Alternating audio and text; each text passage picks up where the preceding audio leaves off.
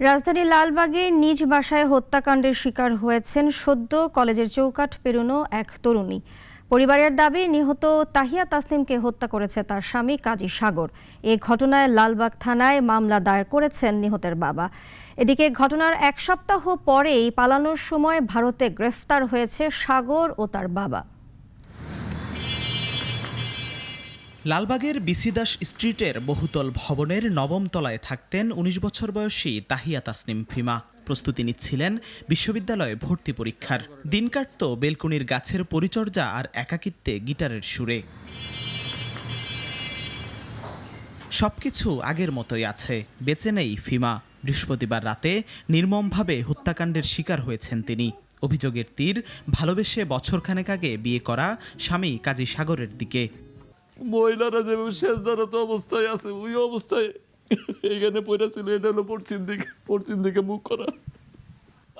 আমরা দেখা কি বলবো, সবাই চিল্লাতে উঠছে, থেতলায় ফেলছে। ওর নাক এদিক দিয়ে কাটা, নাক দিয়ে রক্ত বেরিয়েছে, মুখ দিয়ে রক্ত বেরিয়েছে, এক সাইড পুরো নীল হয়ে গেছে, চোখ মানে চোখে রক্ত চলে আসছে, বুরু এদিক দিয়ে কাটে গেছে। আমি জানুয়ারিতে তাকে বলছিলাম, কখনো যদি আমার মেয়েকে ভালো না লাগে, আমার মেয়েকে কিন্তু তুমি কষ্ট দিও না, আমাকে আমার কাছে দিয়েছি। শুধুই একটা চাওয়া যে আমার বাচ্চাটাকে দুনিয়া থেকে এত নির্মমভাবে হত্যা করেছে, আমি তার বিচার চাই। আলফাডাঙ্গা উপজেলার সাবেক চেয়ারম্যান মনিরুল হকের ছেলে কাজী সাগর প্রথম বিয়ে করেছেন ৭ বছর আগে।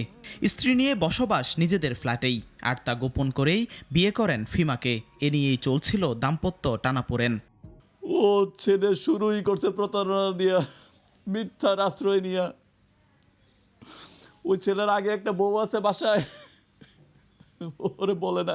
ছেলের বাবা আমাদেরকে আশ্বস্ত করেন যে উনি একটা সহজ সমাধান করে দিবেন, আর এই সহজ সমাধানটাই হয়ে গেল তার ফিমার হত্যাকাণ্ড।